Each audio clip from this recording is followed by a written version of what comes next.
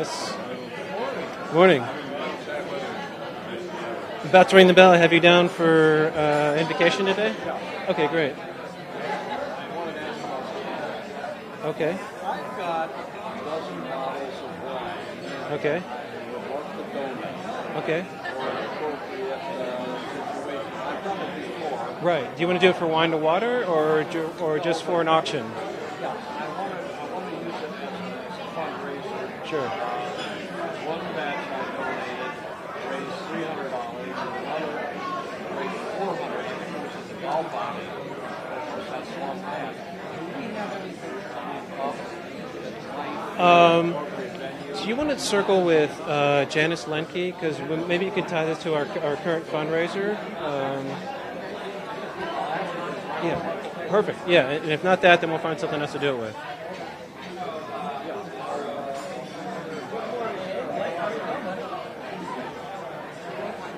One of our lovely Rotarians dropped their top of their glasses case, so maybe you can return that and find them. Okay, yeah, perfect.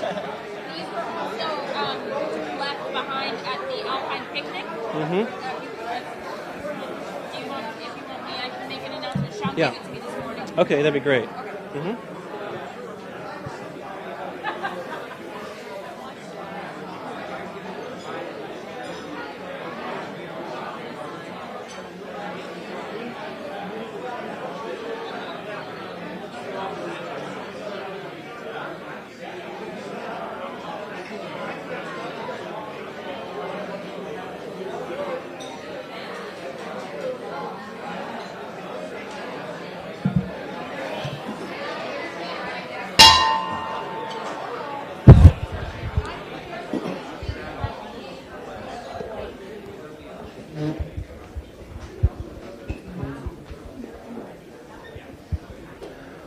Welcome to the fabulous Las Vegas Rotary Club. For this Rotary year, Rotary International President Barry Rassin asked us to be people of action and to be the inspiration.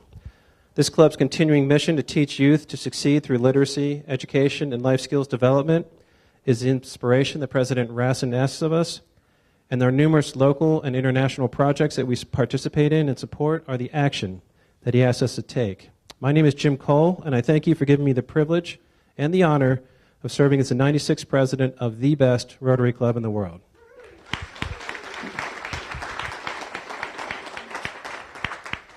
As we always do at this time, those of you who have your cell phones with you and are on Facebook, I ask that you open up your app and share our live video feed with the rest of the world. On this day in history in 1780, American General Horatio Gates suffered a humiliating defeat at the Battle of Camden, South Carolina. In 1864, Confederate General John Chambliss is killed during a cavalry charge at Deep Bottom, Virginia, which is part of the sieges of Petersburg. In 1841, President John Tyler is burned in effigy outside the White House. That may happen sometime soon. In 1948, Babe Ruth passed away from cancer. In 1958, Madonna was born. In 1977, Elvis Presley passed away. In 1984, auto executive John DeLorean was cleared of his drug trafficking case by being found not guilty due to entrapment. And today, the Queen of Soul, Aretha Franklin, lost her battle with pancreatic cancer. Just so you know, in Alaska, it is illegal to whisper in someone's ear while they're hunting moose. This time, I'd like to call Blake Meier to the front.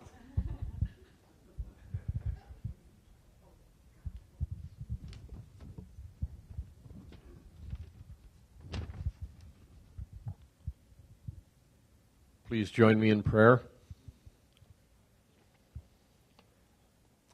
God and Father, we thank you for our food and for our Rotary Fellowship.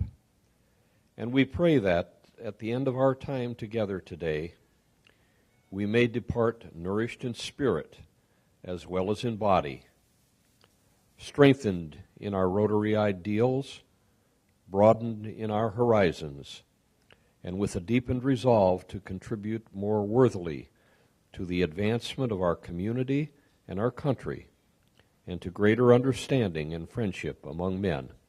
Amen. Thank you. Bob Werner is going to come lead us in song today.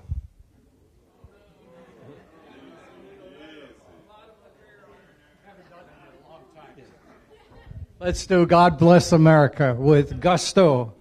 God bless America.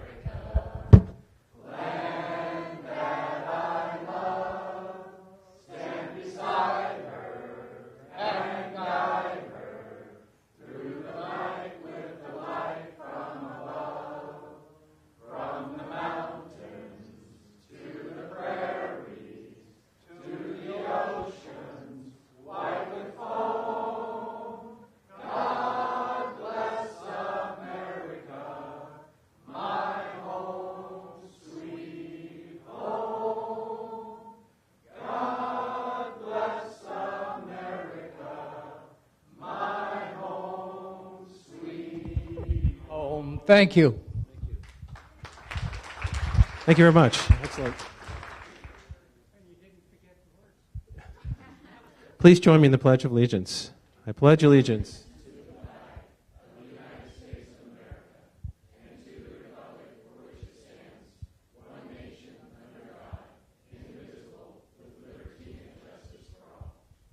Thank you. Please be seated. Our Sergeant at Arms today is Jaime Goldsmith. We are ready for introductions, and as we always do, please hold all of our applause until we're done introducing everybody. Do we have international Rotarians today? None. Okay. Visiting Rotarians, if you could please raise your hands. Greg Townsend from the Summerlin Rotary Club.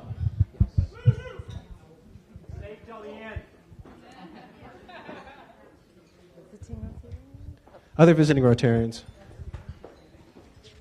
Renee Gamero from the Monterey, California Club. Welcome. Paul Workman, always from the Summerlin, also with Greg from the Summerlin Club. Whenever we meet in a rough part of town, we like to come in a pack. Welcome.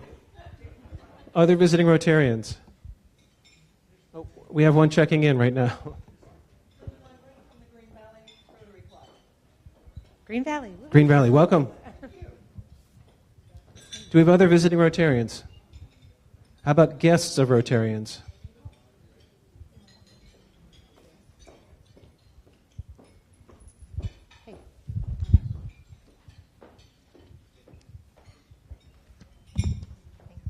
Val Hatley and his wife Barbara. Val was here last week, and he liked us so much he thought he'd introduce his wife to us, and vice versa. So welcome. And then we also have John Curry that is moving from Seattle to this area. And so John came to see what Rotary is all about, and he's another guest today. So welcome. Welcome.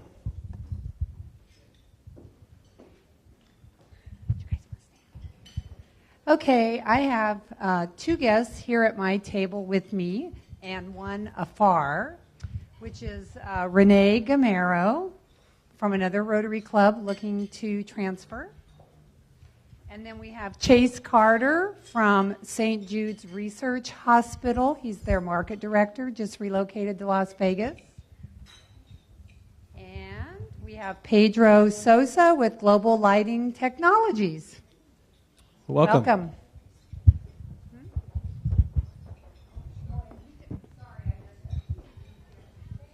From Spain. Well, welcome. That's a long ways to come. I have with me today my grandson Lucas Clark from Olympia, Washington. Welcome.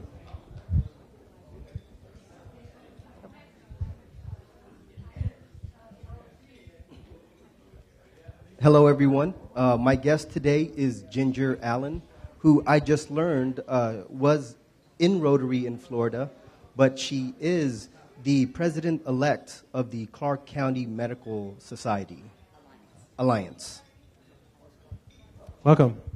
Do we have other guests of Rotarians? Okay, at this time, please welcome everyone with a warm round of applause.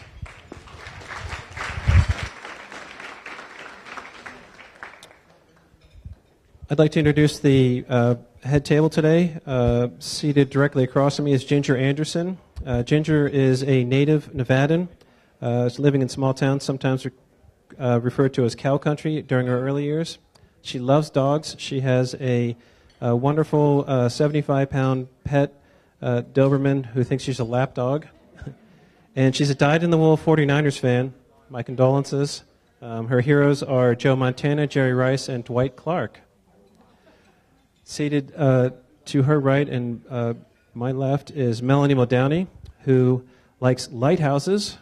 Her favorite color is gray, and believe it or not, she's allergic to tattoos.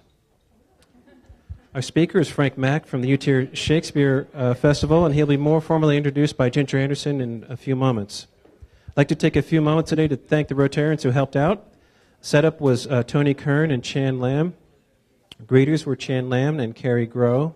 Tickets were John and Jemmy and Marie Walsh. The invocation was by Blake Myers.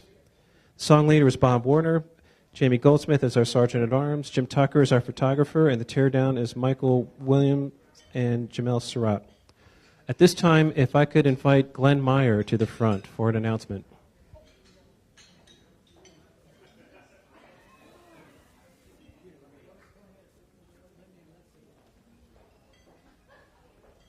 Thank you, President Jim. I think it's a little ironic that it was Steve Dixon who thought that my announcement was going to be, hey, I showed up. But actually, I have some sad news that I have to share. I got a call earlier today from Francesca Gilbert, and very suddenly, earlier this week, her husband passed away, Richard. Yeah. I know that the thought that's running through people's minds right now is, what can I do? That was the question that I asked Francesca. She has no answer for that right now. They are still figuring out what they're going to do in terms of arrangements. So really the best thing I think we can all do to support Francesca at this time is just keep her in our thoughts and send those good thoughts and prayers out to her, and just be ready if you hear anything about further support that's needed. So thank you all very much. I'm sorry that this was the news I had to pass on. Thank you for sharing. And, of course, as soon as we hear something, Sean Edwards will send a blast email out to the club to let us know what's going on with that. At this time, I'd like to invite Jim Yee and Pigs for Kids to the front, please, for a check presentation.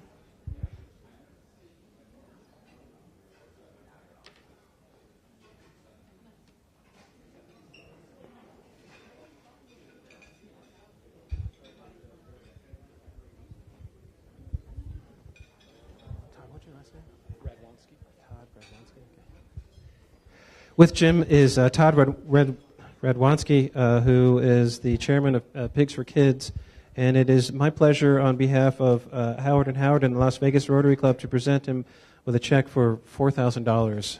Thank you. Thank you very much.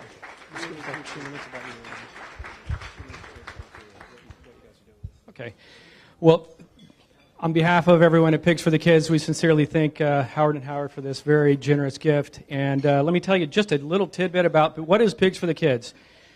We are an organization that puts forth efforts on creating fundraising opportunities to help three very deserving charities here in town. We partner with Cure for the Kids, Nevada Childhood Cancer Foundation, as well as the Candlelighters organization. These three organizations were vital in the survivorship of my own daughter.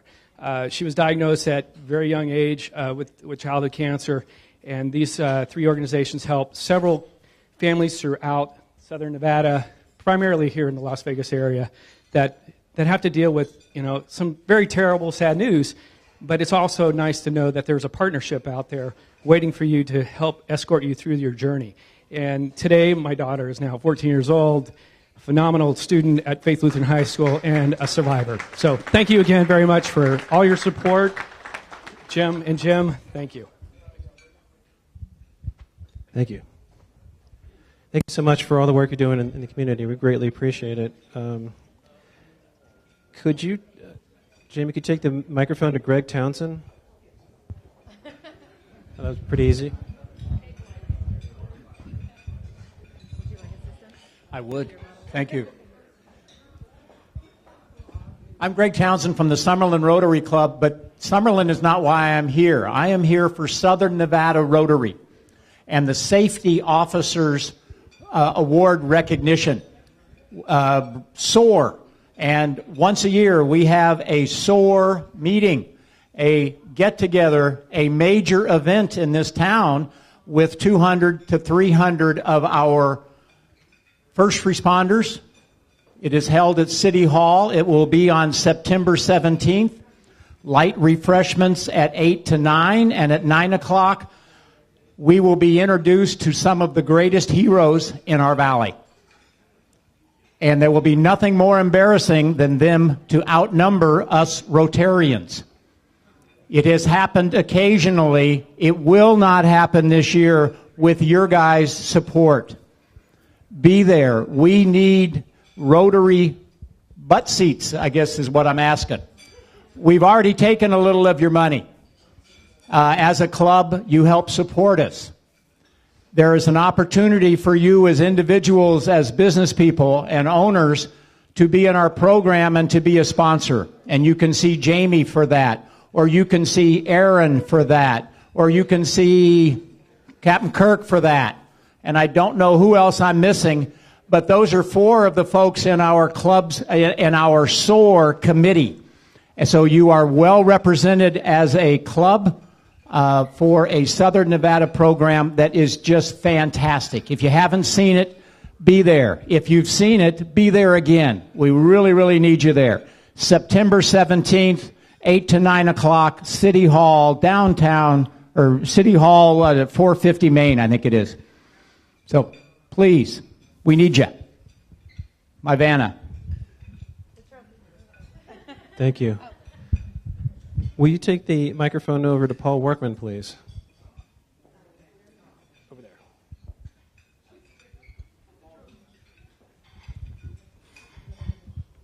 Paul Workman, also from the Summerlin Club. This visit is representing the Summerlin Club. We are going to have our Harvest Wine Festival this year on Tuesday, October 9th. I have tickets to it for the raffle or for the festival. They're the same thing, $25 each or 5 for $100. And this time, instead of having 50 bottles of wine for the first prize and then 25 and so on, we're going to have much more expensive bottles of wine and raffle a number of those. So you have numerous chances to win. If you decide you would like to have a ticket, I'm sitting right back here after. Or if you want to just give me your business card, I will come to your office and bring however many tickets you'd like. Thank you so much. October 9th at TPC, which is where we meet, TPC. Thank you. Okay, at this time we'll have a short break for fellowship.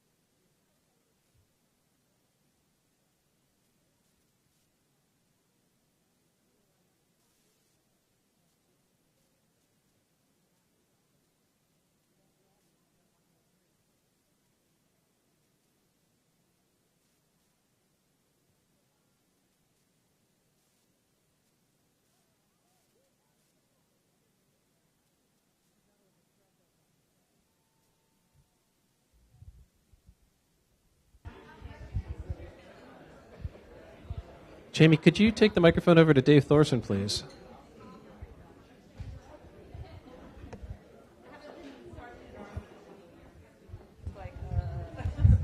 Good afternoon, Rotarians.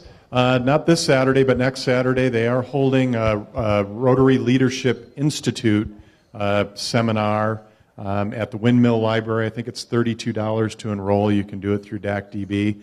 Everybody that's been to this program has said that it's fabulous. I'm going to be one of the facilitators there. So if you are interested in getting some leadership training, this is a 3-part course, and this is the first part of the 3 parts. And it's next Saturday at the Windmill Library. Thank you. Thank you.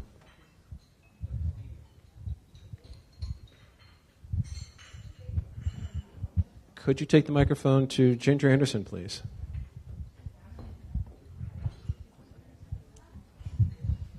Thank you, President Jim.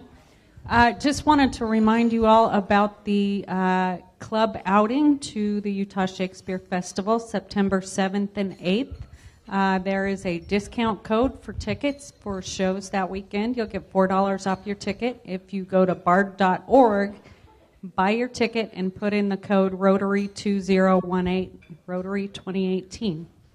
And Deb Granda has some fun fellowship plans. And hold on, pause and smile. Deb has some fun fellowship plans, dinner at one of the best restaurants in town, Chef Alfredo, on Friday night, and she'll be hosting fellowship at her rented home on Saturday. So sign up in the Green Book. Thank you. Will you take the microphone to Marie Walsh, please? Marie's going to talk to us about Breakfast with Books. Thank you, President Jim. You all should have received a little email from me yesterday.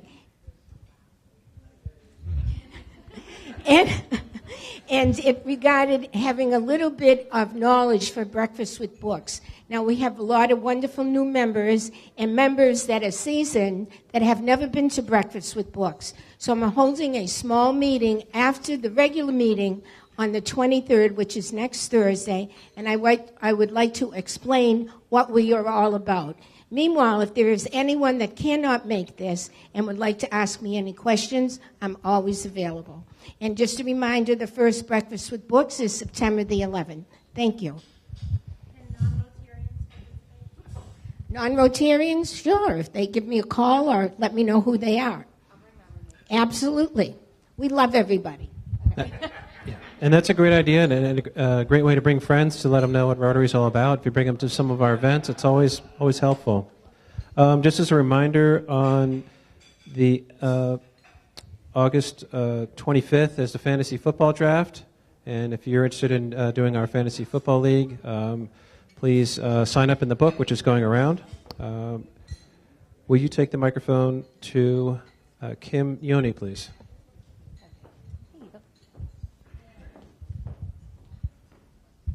Good afternoon. So next Thursday, August 23rd, the 25 Club is hosting a social and a graduation for some of our members at Banger Brewing Company. Banger is located right next to the world-famous Heart Attack Grill in downtown Las Vegas. So you can have beer and then go get a heart attack after that if you want to. And it will be a nice time to get together and fellowship. So I encourage you, 5:30 to 9, next Thursday, 8:23. Thank you. Thank you. Could you take the microphone to Jim Hunt, please? I don't know where you are. Oh, it's him.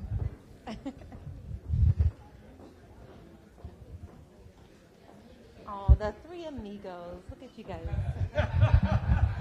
Thank you very much. This is a save the date for you for October 5th. We are hoping, if not by then, that we say goodbye to the summer heat, and we'll be out on the patio of Tom and Jane Krob's beautiful home at TPC for our cigar fellowship for the fall. So mark your calendars for Friday, October the 5th, for our next cigar social. Thank you. Thank you. Will you take the microphone to Janice Lencke, please?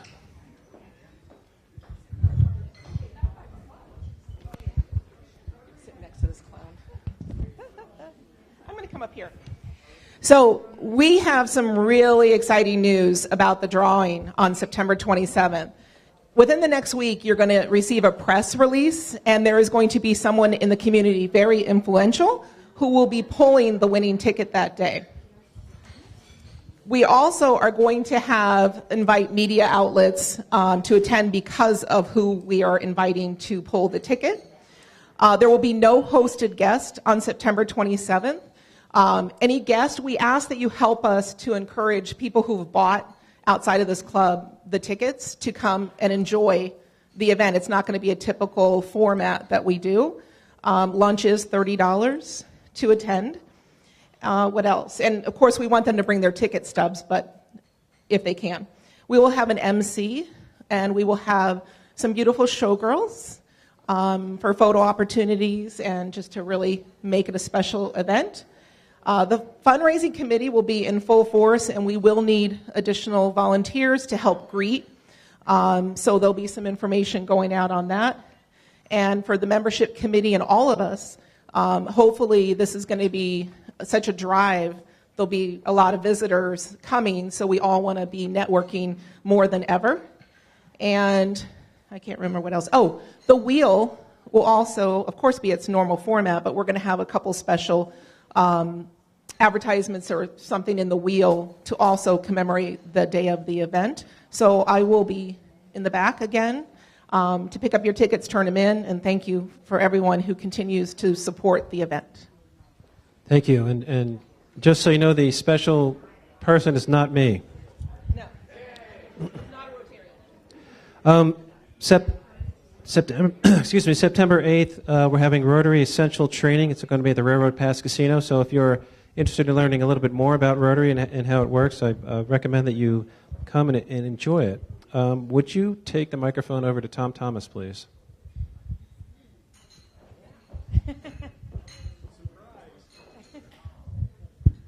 Hello. Hi, Tom. How are you? Would you like to explain yourself and why you're being fined today? I have absolutely no idea. Something I said or did? Something you did, something for Spread the Word Nevada. Would you like to share that with the club? Yeah, no, I'll share that with the club because it won't get me fined.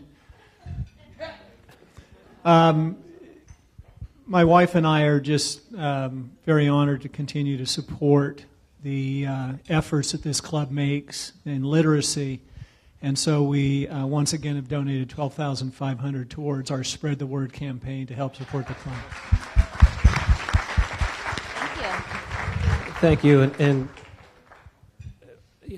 working through the budgets and stuff, this is a huge donation which allows us to year after year to support Spread the Word Nevada. So without Tom and Leslie's support, we probably wouldn't have been able to do it this year. So thank you very much from the club. Thank you.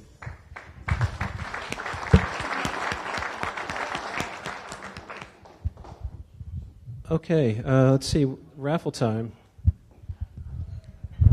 The winning ticket for the right to draw a card is 509-4136.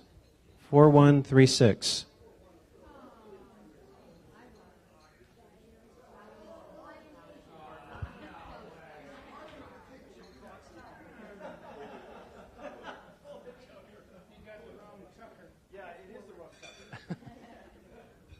Call by name Yeah. next time. Call by name. Yeah, say Tucker, he'll jump right up.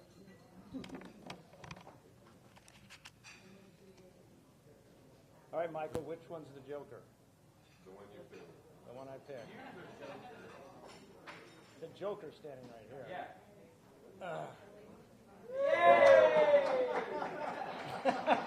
Hold on, Rodney.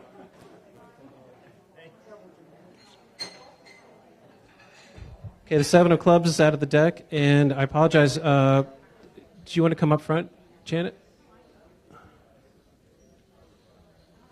You left off one quick announcement. I am. This is the halftime entertainment. Yeah. That's a good compliment. Thank you, Jim. I just wanted to remind everybody that next Wednesday, the 22nd, is the orientation for our new members at Jerry Sinas' home. Jerry and David are donating the entire party for the whole deal. So we are encouraging you to please come, bring your your spouse or a significant other and join us, because they do a really, really nice event every time they host something. So thank you so much, Jerry. 6 o'clock, Jerry's house. Please let Sean know. And Sean, sign up for it, right?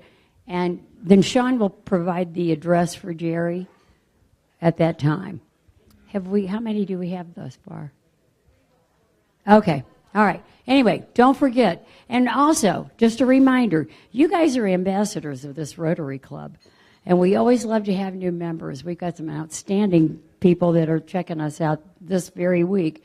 So I encourage you to invite, your friends to join us, too, to see what Rotary is all about. Okay, thanks. Thank you. Has anyone, any table not received the Green Book? If so, would you raise your hand? Okay, we'll get the Green Book to you for sign up. Okay. Okay, now the drawing for the Lowry's Bucks, which this week has been sponsored by Bob Bernard. The number is 509-4157. 4157.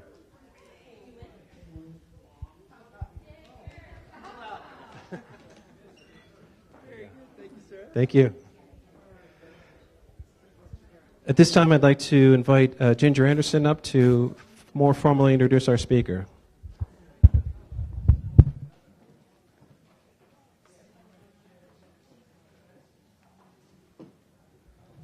Thank you, President Jim. Our speaker today, Frank Mack, is the executive producer of the Utah Shakespeare Festival. He just took over that position in September of 2017, and so far he's already doing an outstanding job of building on the great foundation that Fred Adams laid 57 years ago at the Utah Shakespeare Festival. Frank has been involved in theater for over 37 years and in management since 1987. Before he came to Utah, he led the Connecticut Repertory Theater and taught arts administration at the University of Connecticut, where he also launched 2 graduate-level arts administration programs. He's also served as managing director at California Shakespeare Festival in Berkeley. That had to be fun. The Jiva Theater in Rochester, New York, New Jersey Shakespeare Festival, as well as a management consultant with several theaters and organizations. Frank is friendly, approachable, has a great business mind, and he loves making new friends. So be sure and say hi when you're in Cedar City in a couple weeks. Please welcome Frank Mack.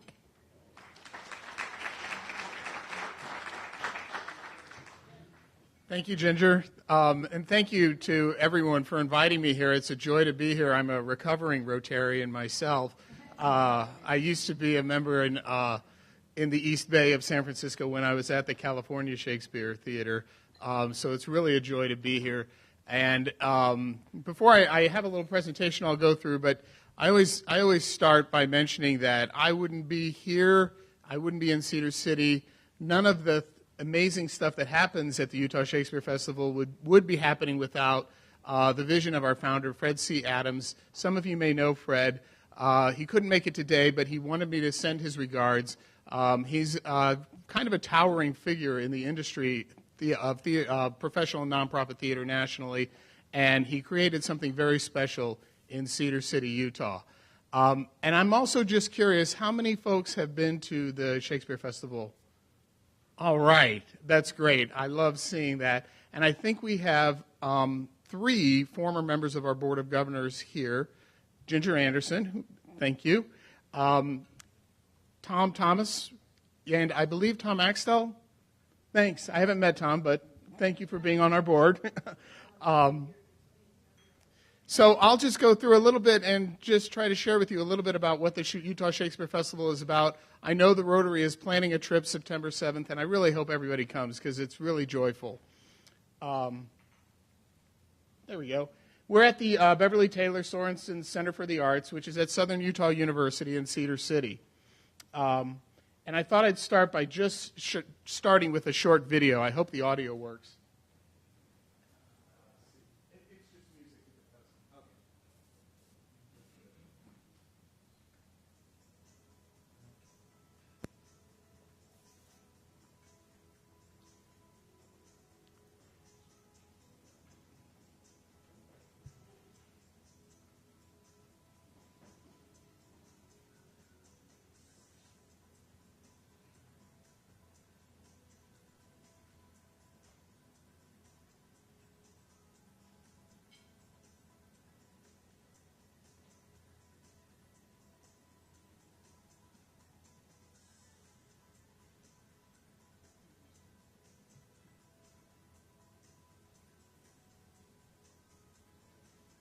That's Fred.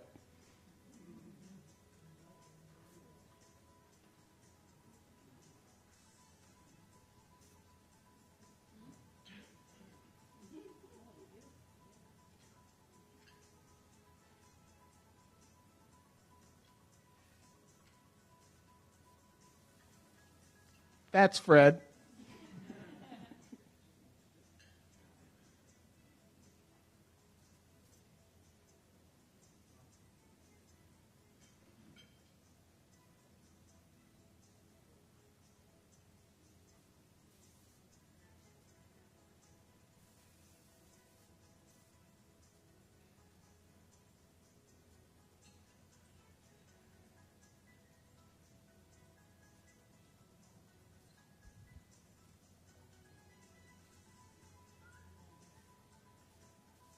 That was King Henry, and this is Lady Macbeth.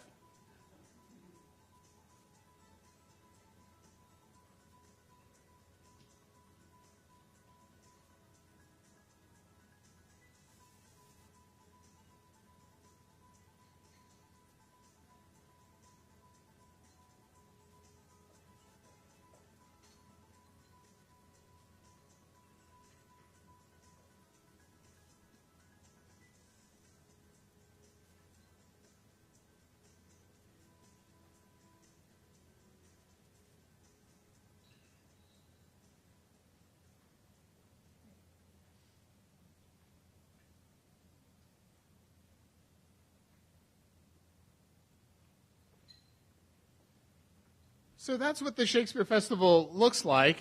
For those of you who hadn't seen it, it's really a beautiful sight. Cedar City's a lovely town, and you can see it's kind of a joyful place to come and immerse yourself in a Shakespeare performance. But we also do many different types of performance, not just Shakespeare. We do other classical theater and contemporary theater as well. And this is our mission. The Utah Shakespeare Festival presents life-affirming classic and contemporary plays in repertory with Shakespeare as our cornerstone. These plays are enhanced by interactive festival experiences which entertain, enrich, and educate. One of the key words in there is repertory. Everybody knows what we mean by repertory? No. Okay. So repertory is a way of producing theater where you open a whole bunch of plays at once. So we rehearse 6 plays, and we open them in 3 days. The reason we do that is because we're a destination theater, and if we were just doing one play at a time, a lot of people might not come all the way to Cedar City just to see one show and go home. But this way, as of 2 weeks from now, we'll have 8 plays going at once. So when you come to Cedar City, you can see a 2 o'clock, an 8 o'clock, a 2 o'clock, an 8 o'clock, and I'll talk also about all the other services we provide that are all free that include seminars, discussions, workshops, and interactions with the artists and the green show. When you saw the young people out there dancing and the people sitting on the lawn, we call that a green show, and that's free for everybody, and that happens before the outdoor theater performances at every time we have an outdoor theater show. But it's also big business. It's really quite a big operation, bigger than sometimes people recognize. The festival has about a $6.5 million annual budget, and it contributes approximately $35 million annually to the economy of Cedar City, Utah. So while it's loads of fun and the plays are great, and we certainly don't want anybody thinking about economic impact when the lights go down and Falstaff starts doing his thing, it is, for a group with a lot of business folks here, I think it's worth mentioning that this is actually it's a pretty big operation. You can see the number of people that are on our grounds in the evenings, and that's another shot of the green show, by the way.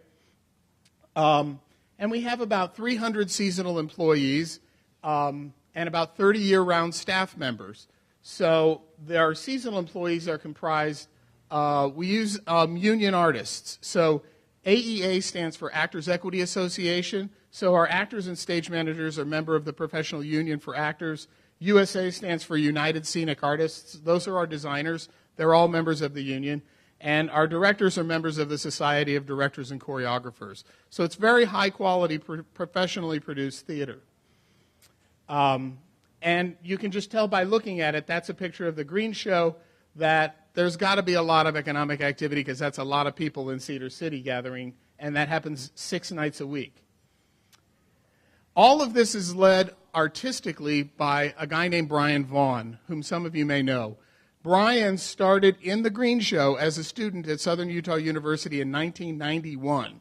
And he went away for a while. He worked in the company as an actor at Milwaukee Rep and various theaters across the country. And he's come back to lead the theater as its artistic director. So as the executive producer, my job is really administration, finance, marketing, fundraising, all the good stuff. Brian just gets to pick the plays and cast the actors. So he's got the dull job. But it's really quite an extraordinary job, and he's an extraordinary artist. And he leads the decision-making when it comes to all the artistic decisions. And as an arts organization, of course, those are the key decisions. And this is sort of what it looks like when the lights go down. This is from Merry Wives of Windsor, which is playing this year. I know Rotary is very committed to education, and so is the Utah Shakespeare Festival. It's part of our mission. We serve about 20,000 students in school every year with our Shakespeare in the Schools tour. We put together a 1-hour version of a play. Last year it was The Tempest. Next year it'll be Macbeth.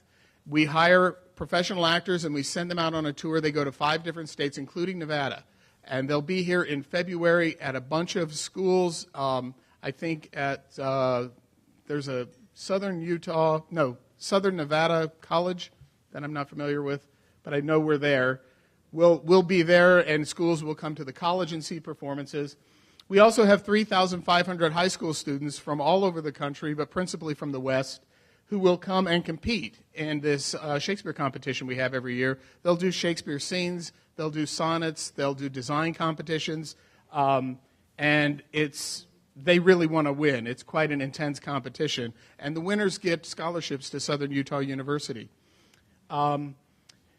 We also do a whole variety, too many to mention here, of on-site education programs, acting classes, directing classes, classes for teachers to teach Shakespeare, etc. So very active in education. There we go. And there's some happy kids enjoying Shakespeare. And we also teach them violence. You can see that this is a stage combat class. They're practicing with pool noodles to begin with, and then they'll graduate to that scary stuff in the foreground. So when you come to the Shakespeare Festival, people come for an immersion experience. They come to Cedar City, which is a beautiful town. It's 20 degrees cooler than Las Vegas during the summer. It's at 6,000 feet elevation. There's pretty mountains all around. But in addition to seeing the wonderful plays we produce, there's all this other stuff going on. We start at 9 in the morning with a seminar talking about the plays we did last night. Then at 10 o'clock, we talk about some plays we're doing today. We have workshops on how we make props, how we make wigs and facial hair, how we make scenery and costumes. We have talkbacks with the actors in the seminar grove where audience members get to engage directly with the actors. We have this thing called Backstage Tour, which I have a little video that I'll show, and lots of cool workshops. And all of this is free. Actually, Backstage Tours and Rep Magic, those are $8 tickets, I should say. But the rest of everything else is free. And that's what the seminar grove looks like. And it's really just loads of fun to see a play and then talk about it with the audience the next day. And we have visiting scholars that will lead those conversations who are experts in Shakespeare and theater performance. This is what it looks like when we change over a play.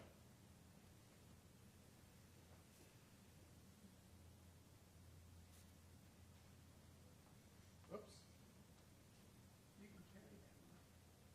Oh, okay. I didn't get the video to run. Let me see if I can try that again.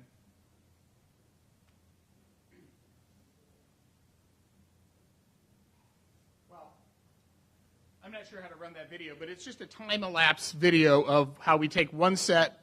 So the matinee comes down at 4:30, and we have an 8 o'clock show. So we have this huge group of people come in, rapidly change everything. They take one set, they put it away, they bring another set out, they change the lights, sound, everything. It's a massive changeover. It's kind of a show unto itself. So coming to the Shakespeare Festival is loads of fun.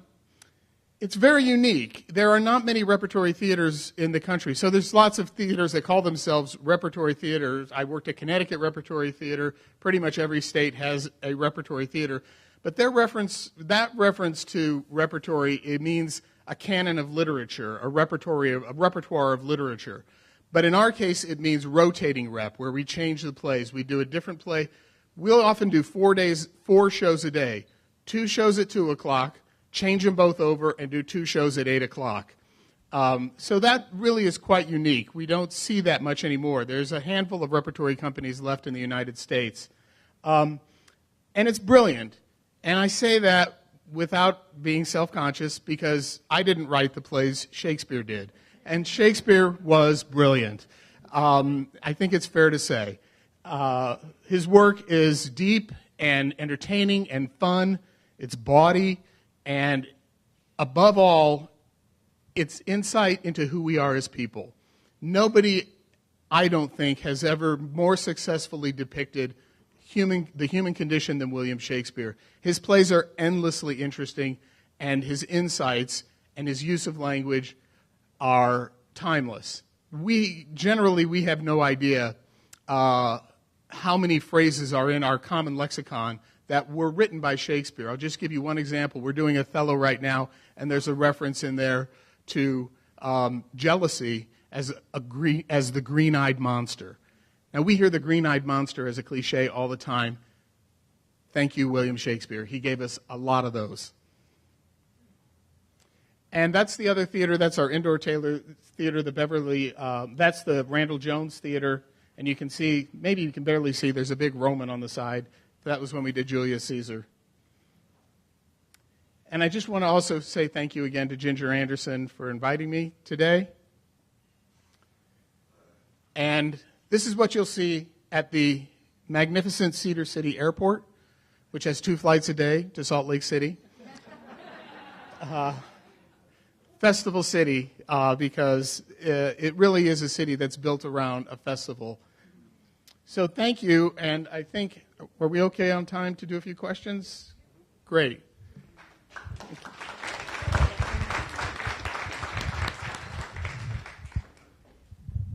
Fred Smith used to come here year after year after year to give us a presentation. I don't know how long ago that has gone back to, but I've been in this club 34 years, so at least 20 or 30 times. Fred is amazing. As I said, he was a true visionary. Highway 15 was originally planned to go 30 miles north of Cedar City, and I believe in the early 1960s. Fred Adams just had the nerve, the chutzpah, to go up to Salt Lake City and to tell the whatever department that is, the department that makes highways, motor vehicles or the highways division. But he went to Salt Lake City and he said, you need to bring Highway 15 through Cedar City because I'm going to build a Shakespeare festival there. And they believed him. And then he did it. So it really completely changed the future. So I will pass along to him your regards. And as I said, he has come here. He loves this Rotary and wanted me to pass along his regards today. Yeah, Fred is a terrific actor, director, and basically a visionary. Well, what is the relationship between the Shakespeare Festival and the university? So we're an auxiliary unit of Southern Utah University. We operate independently of the university in many ways. We don't grant degrees. We don't teach students at the university. But we're part of the university itself. So the organizational structure of the festival is that we have the staff of the festival. It's led by the executive producer, the artistic director principally, and its founder, Fred Adams. And we have a board of governors. The board is an advisory board to the university because the university only has one board. So our board functions like the board of other theaters. It approves our budget, approves our season, provides oversight, and helps us with fundraising. But the ultimate decisions are made by the president of the university. For example, the approval of our budget is recommended by our board, and the president of the university approves it. So we're on the university grounds. We're part of the university. We're all state employees, but we function a little bit separately. I report to the president, for example, of the university, and everyone who works there is part of the university. Does that sort of help?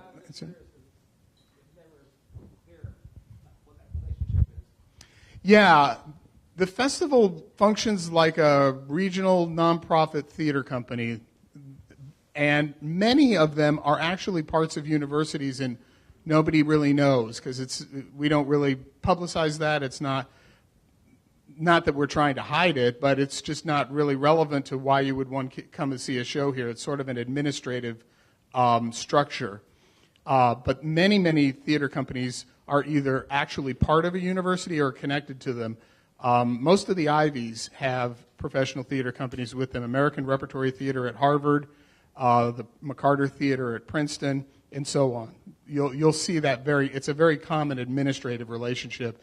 It enriches the university. It fills part of the university's mission for public engagement, and the advancement of knowledge and so forth. But on the day-to-day operational basis, there's very little engagement that way, except, facilities. The university waters the plants, for example. A lot of the facilities stuff is done directly by the university. But in the rehearsal hall, Brian Vaughn is the artistic director, and the university plays no part in deciding, whether Hamlet wants to kill himself or not. That's up to Brian and the actor playing Hamlet. And Shakespeare, yeah. He has a line at the end, to be. Spoiler alert. Any other questions?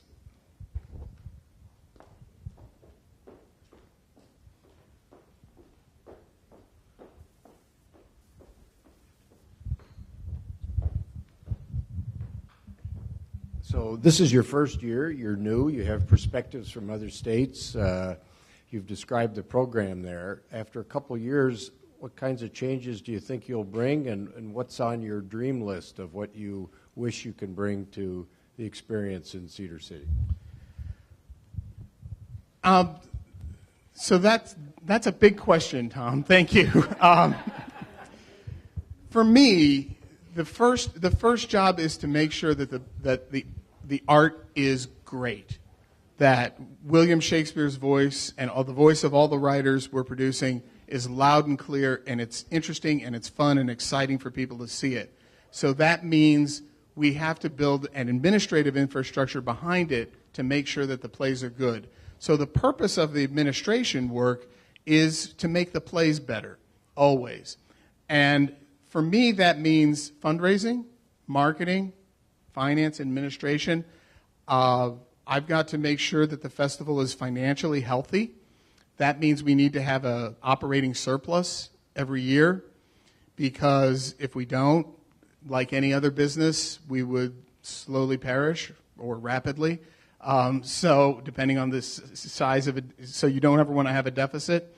The festival has had some deficits, and we're currently forecasting a surplus for this year.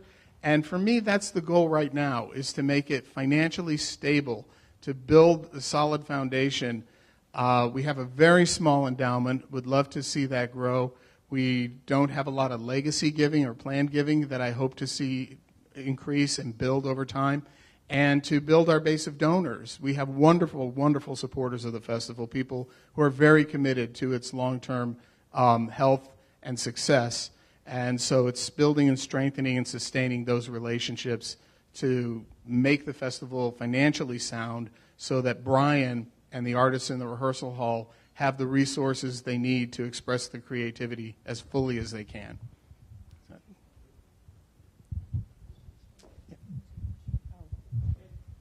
How has Tuacan affected your business? It's hard for me to say because I've been here about a year, but generally I think it's great, because there's a lot of research into arts attendance, why people go to the arts and why they don't. And one subcategory of that research has consistently shown the more arts are happening in a community or an area, the more people go to it. So arts organizations don't really compete with each other. What happens is, if there's a bunch of cool stuff happening in southern Utah, of all places, but there it is, now there's Tuacahn, which is doing some pretty incredible stuff on this massive scale in this beautiful environment, although it can be a little hot. It's actually, people don't tend to say, well, I'm not going to go to Shakespeare, I'm going to go to Tuacahn instead. That generally, I'm sure it happens sometimes, but it generally doesn't happen. What people tend to do is, there's some neat stuff in southern Utah, let's go to both. So we see more people crossing over who will go, they'll see a show in Tuacahn and stay in St. George, then they'll come 40 minutes up the road to Cedar City, see a bunch of shows with us. So I just think it helps. I just think it helps build the idea that Cedar City, St. George, southern Utah is a cool place to go for arts. We see a lot of nonprofits growing in Cedar City. Private galleries. There's another theater company there, the Neil Simon Festival, doing plays by Neil Simon and other contemporary writers. And people just kind of want to consume it all because they don't have to just pick one. So it's different than like consumer products where if you're shopping for toothpaste, you pick one tube of toothpaste and then you don't buy toothpaste again until you need it. Arts is different. You can go to both, and a lot of people tend to, and the more that's going on, the more people tend to go. Thank you very much for coming. We greatly appreciate it. Before we go, I'd like to give you the Share What You Can award, which we will donate a meal to a needy veteran in your name. Thank you so much for coming and sharing the Utah Shakespeare Festival with us. Great. Thank you, President Jim. Thank you. Thank you. Thank you, everyone. Awesome smile. Thanks. As we leave here today, let's go forth into the world in peace, be of good courage, hold fast to that which is good, render to no one evil for evil, strengthen the faint-hearted, support the weak, help the afflicted, honor all persons, love and serve each other, rejoicing in the fellowship of Rotary. Be people of action, be the inspiration. There is a board meeting immediately following.